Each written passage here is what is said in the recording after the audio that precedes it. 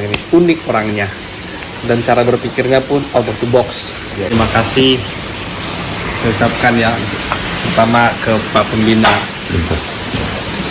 Pak Rudolf ya, memang udah lama, kalau dilihat dari 2018 saya mengenal tulang ini. Unik orangnya dan cara berpikirnya pun out of the box. Di luar cara berpikir yang normal, tapi sebenarnya itu solusinya. Ya kadang orang berpikir, misalnya ya dalam berapa kali diskusi, kadang aku juga nggak berpikir itu solusinya. Gimana kalau begini, Mister? Ya juga ya. Itu kadang-kadang dalam pembicaraan kita terjadi. Peduli, rasa perhatiannya itu yang membedakannya dia dengan yang lain. Bukan untuk muji-muji yang ini berlebih-lebihan, enggak. Memang yang saya kenal ya begitu. Kalau soal klien, saya punya banyak klien yang profesional, tapi hubungan yang personal baru ini. Out of the box, berpikir out of the box, di luar kotak kan, bahasa terjemahannya kan begitu. Kan banyak orang-orang mungkin seperti saya lah ya, yang cara berpikirnya ya normanya begitu, aturannya begitu. Tapi kadang-kadang nggak jadi solusi itu. Bagi pengusaha-pengusaha itu kan nggak penting prosesnya, yang penting hasilnya. Aku berupaya dengan segala kemampuanku, kelebihan dan kekuranganku untuk membuat konten-konten kita, biar kita, apa yang ada sama aku, apa yang ada sama kita, bisa hal-hal baik bisa kita kirimkan ke konten grup, segera ke grup melalui konten ini. Ya kan, biar kita satu frekuensi, satu koordinat. Betul. Nah, tapi sekarang kita di sehati, sepikir dan sepemahaman baru kita nyampe ke tujuan. Nah, kalau yang ini kita kelola, yakin kita bisa hidup damai sejahtera, tapi bukan kaya, cukup. Makanya sedikit disyukuri akan dicukupkan oleh Allah dan nikmat rasanya. Pandangan dia. Saya ingin sedikit mengomentari masalah konten-konten ya. Habis bisa dibilang sepanjang perjalanan kami mulai dari Jakarta sampai ke Bromo itu nonton konten terus. Sekaligus juga itu membuat jadi hiburan buat kita ya. Nah, setelah saya pikir-pikir, saya simak-simak, sebenarnya apanya sasaran konten ini dalam hati saya ini. Ternyata saya mengambil suatu kesimpulan atau mengambil suatu makna dalam konten ini. Ini adalah sebetulnya ajakan etika bermoral, didikan untuk beretika dan bermoral, untuk pengembangan diri. Memang kalau kita secara kita pandang dari sudut dunia hiburan, memang kurang menarik, ya, kurang menarik. Tapi kalau kita sebetulnya mendalami, memaknai apa sebenarnya sasaran konten ini, apa tujuannya, baru kita bisa dapat memahami apa maksud konten itu dan manfaatnya buat kita sendiri juga dan juga buat perusahaan ini juga. Karena di situ ada pembinaan, ada didikan, ada arahan, ya.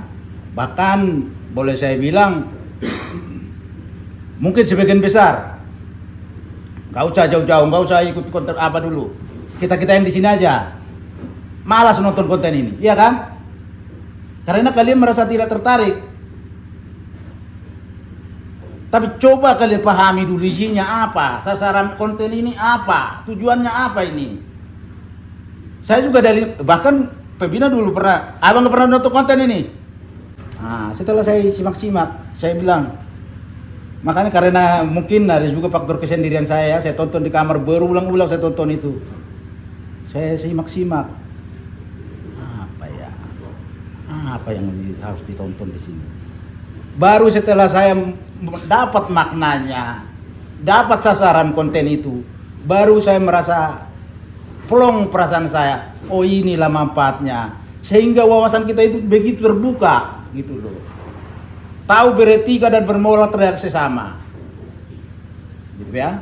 Jadi seperti kita dari dulu juga memang Bapak kita ini, Bapak pimpinan dari dulu ini manusia-manusia yang penuh kasih ya.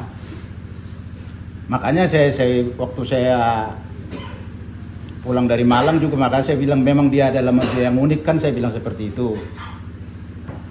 Memang dari cara-cara orang secara berperilaku dan berpikir, saya telah berapa tahun terakhir inilah, memang kalau kita kan berbeda dengan orang-orang, dengan orang umumnya. Cara dia juga membina orang dia berbeda. Nah ini makanya perlu, saya pikir untuk kita semua perlu memahami sebenarnya yang jelas sasaran konten itu adalah mendidik kita untuk bermoral, beretika, dan berbuat baik, terutama terhadap sesama dan juga perusahaan, agar Tuhan kiranya memberkati kita semua. Semoga usaha yang kita dilakukan sekarang yang sedang berjalan ini membuahkan hasil. Tuhan mengabulkan doa kita semua. Amin. Selamat siang untuk kita semua. Sering kita lihat lah, mungkin dari konten utama dulu. Konten ini kan sebenarnya caranya Pak Pembina aja ini. Padahal kalau di kehidupan sehari-hari mungkin sering kita diajarkan oleh orang tua, diajarkan mungkin dari pemuka agama, bagaimana cara kita beretika di keluarga, di lingkungan kerja, bagaimana etos kerja kita, dan mungkin bagaimana kita bersikap antara kata dan perbuatan. Dikonsep oleh Pak Pembina sebagai suatu konten. Cuma memang ada bedanya antara pembina dengan pemuka agama. Kalau pemuka agama kan kalian mau terima syukur, nggak terima ya udah, urusan kalian lah itu ke depannya. Tapi kalau pembina masih mau membina, apalagi dengan tadi ada, kita tahu bahwa dari Pak Pembina bagaimana anak-anak Poktan SMB bisa berkuliah sebagai bekal jalan untuk masa depan yang lebih baik. Walaupun mungkin ada nanti takdir dari Tuhan seperti apa kan. Di dalam kesulitan pasti ada kemudahan. Dari saya itu, terima kasih banyak dan selamat siang. Selamat siang. Evaluasi kampus ya. Hari ini 11 April. Berarti 1 bulan setelah Super Semar. Tapi di saat pekerjaan ini kan, ini yang harus kita terjemahkan ini sebagai bawahan, sebagai sahabat atau sebagai kawan-kawan. Apa yang dimiliki ide dari Pak RT ini harus kita terjemahkan. Idenya seperti apa sih? Ini setelah kita terjemahkan, kita kembangkan, kita bisa bertanya kembali, seperti inikah yang dimaksud kan itu. Nanti kalau ide ini udah tercerahkan, apa udah tergambarkan, nah ini akan muncul lagi nih. Oh, seperti yang dibilang Pak Samsul tadi kan, Pak Sas. ATM amati, tiru, modifikasi kan itu. Kita amati dulu nih ide seperti apa. Kita tiru. Lalu nanti kita modifikasi. Nah ini akan muncul lagi nanti ide-ide lain kan, yang tujuannya ke perbaikan. Di satu sisi, di saat ide ini muncul, inilah yang nggak diserap sama kawan-kawan. Karena faktor apa? Faktor kebingungan. Nggak mau bertanya kembali nih. Maksudnya seperti ini kah? Yang akan tergambarkan, komunikasi ini yang nggak ada. Makanya di saat komunikasi ini nggak ada, muncullah mungkin digas sedikit gitu kan, disenggak sedikit. Ini tapi yang berpengaruh apa? Ke mental nanti. Orang yang mentalnya lemah atau mentalnya biasa di zona nyaman akan melihat kenapa saya dimarahin ya gitu kan, tapi nggak melihat oh ada yang salah nih dengan saya kan gitu. Berarti harus saya kembalikan lagi ke si pemberi ide. Seperti apa sih yang harus digambarkan, seperti apa sih yang harus direalisasikan itu. Banyak orang-orang yang mungkin kaitannya hanya 3 bulan, 6 bulan. Awalnya ini bagus-bagus nih, ide-idenya banyak. Tapi untuk merealisasikan ide-ide ini yang jarang terjadi. Kaitannya apa? Kita ini kan tim evaluasi nih. Dan udah pasti orang-orang yang jiwanya jiwa menganalisa, karena di saat kita membuat tugas akhir atau skripsi kan udah ada itu analisa tuh, kesimpulan dan saran. Inilah yang akan diterjemahkan oleh tim ini, orang per orang, seperti apa sih gambarannya di Toton Group ini. Jangan melihat kita digas, kita disenggak sama Pak Pembina, jangan ke situ sebenarnya. Jiwa ini loh orangnya. Percayalah padaku. Coba pahami dengan hati segala sikapku. Mungkin itu ya. Nah, mungkin juga orang akan melihat ada kok bisa ya orang ini dekat dengan Pak Pembina dan bisa memahami apa yang diarahkan Pak Pembina gitu. Sebenarnya, nah kembali lagi, bagaimana kita memahami seseorang kalau kita aja nggak terbuka kan gitu. Kenapa nggak kita bilang kekurangan saya seperti ini loh, tolong dibantu. Kelebihan saya seperti ini yang bisa kita manfaatkan kan itu. Kalau kita cuma sendiri pasti berat. Kita tarik ke Toton Group, kita tarik ke Toton SMB. Inilah yang harus mungkin kita masing-masing pikirkan dan coba kita jiwai dulu. Bukannya Toton Group yang membutuhkan kita loh, tapi kita yang membutuhkan Toton Group. Buat siapa? Buat masa depan kita. Masa depan kita siapa sih? Contoh kayak tadi Pak Girsang. Itu salah satu contoh. Kita sendirilah. Siapa sih masa depan kita? Kan anak cucu kita kan. Nah, kita mau berterima kasih ke siapa? Ke orang tua. Itu aja sebenarnya. Itu kalau kita pahami itu, pasti ketemu nanti jalannya di Toton Group. Mungkin itu dari saya. Terima kasih Pak Pembina. Jadi saya sudah hampir 5 hari lah di sini. Yang pertama itu yang saya lihat jujur dari video-video yang udah Pak Pembina share, yang paling pertama yang paling saya pegang poin itu adalah satu, sama seperti yang saya rasakan waktu saya dekat dengan owner. Jadi orangnya walaupun mungkin ada meletup-meletupnya, tapi hati luar biasa. Jadi saya lihat dari video-video yang sosialnya sangat tinggi. Itu dari Bapak. Itu yang terkadang jujur Pak, saya terbangun itu tidur jam 2. Pas di nginap di sini saya selalu terbangun. Jadi jam 2 sampai dengan jam 4 itu nggak bisa tidur saya. Dan ini bukan cerita Bang.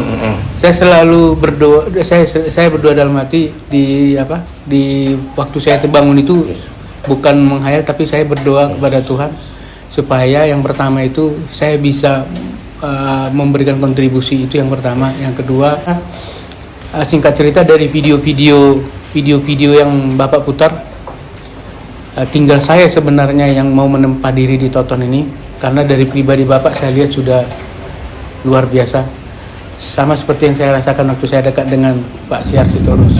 Jadi saya selalu mudah-mudahan Pak saya bisa nanti dengan teman-teman di sini koordinasi, diskusi ya, nanti karena saya masih tahap mengamati itu mungkin Pak. Makasih Pak. Jadi apa yang saya rasakan hari ini ya, menyadarkan kembali, saya pernah kok nggak tidur sampai 2 hari 2 malam ya, demi ngantar buah Pak. Saya di Kalimantan ada sedikit kebun Pak. Jadi karena Pribadi? Ya Pak, kondisi pabrik lagi antri, harga di pabrik itu juga tinggi, jadi semua petani berebut ngantar buah ke sana. Pada saat itu saya sanggup nggak tidur 2 hari 2 malam demi antri ngantar buah masuk ke dalam pabrik itu. Nah, jadi hari ini saya tersadar kembali, kenapa sih saya harus ngantuk lagi? Kenapa sih saya harus kalah dengan mungkin kemalasan saya bilang ya. Jadi maksud kemalasan di sini kita kalah dengan niat kita untuk meraih impian tersebut. Jadi selama kita masih memiliki niat yang kuat untuk meraih impian itu, saya percaya kita nggak akan tidur. Dan itu sudah pernah saya jalankan. Contoh demi memasukkan buah saya ke dalam pabrik. Sekali lagi saya sangat berterima kasih kepada Pak Pembina, Pak Penasehat ya. Peristiwa ini mengingatkan saya kembali ya, dan saya harus lebih sering menyamakan persepsi ya, apa yang diharapkan oleh pimpinan, dan ini tentunya salah satu tujuan dari Toton Group bertindak sesuai instruksi.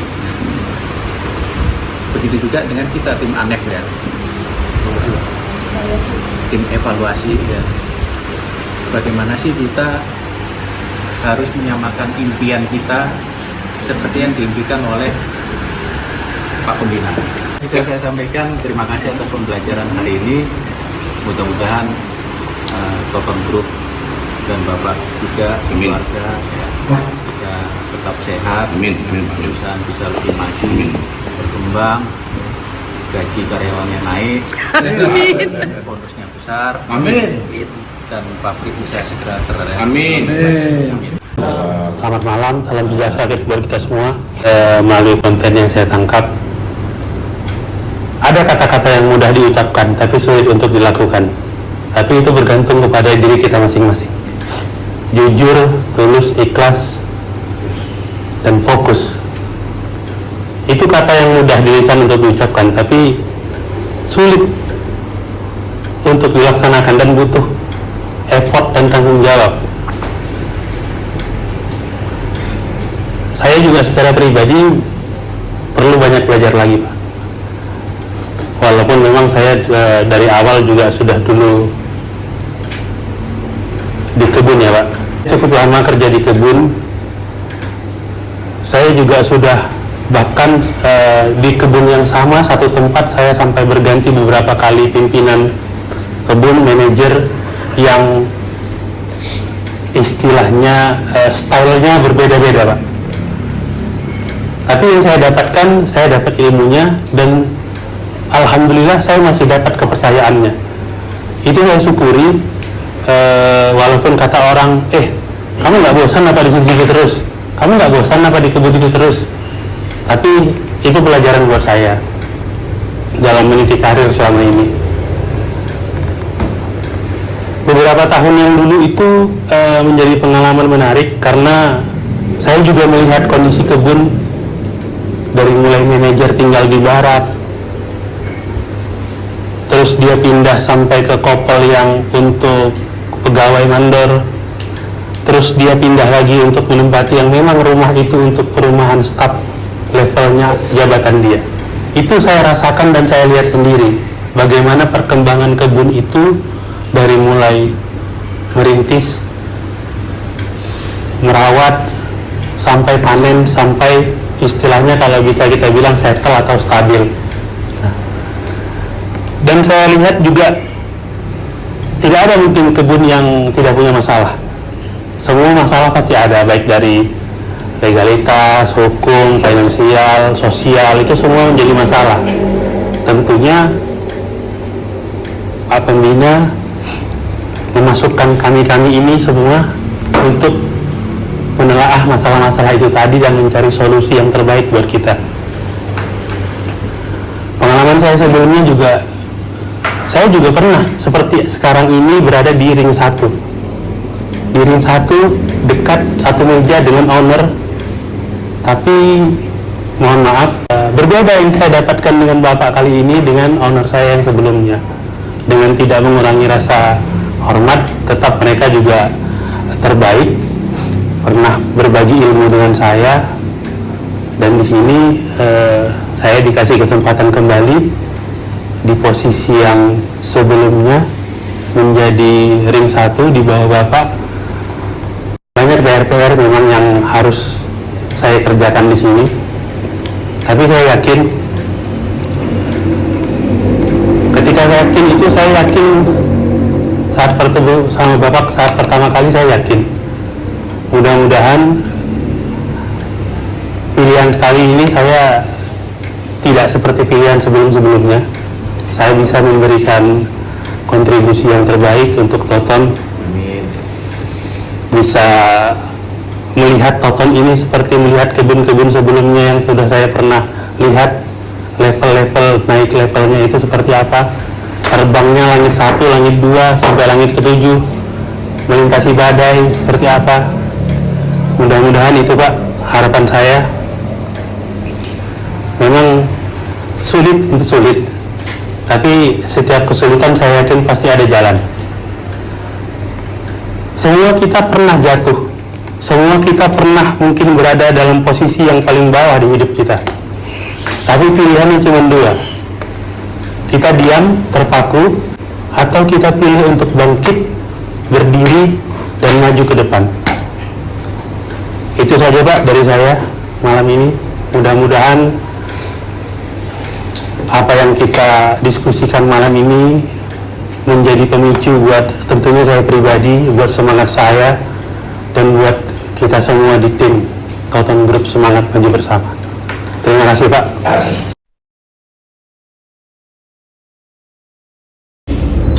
Ya, bisa aku simpulkan bahwasannya pemikiran Bapak unik. Oh, berbagai obrolan kita beberapa bulan terakhir, ya bisa aku simpulkan bahwasannya pemikiran Bapak unik.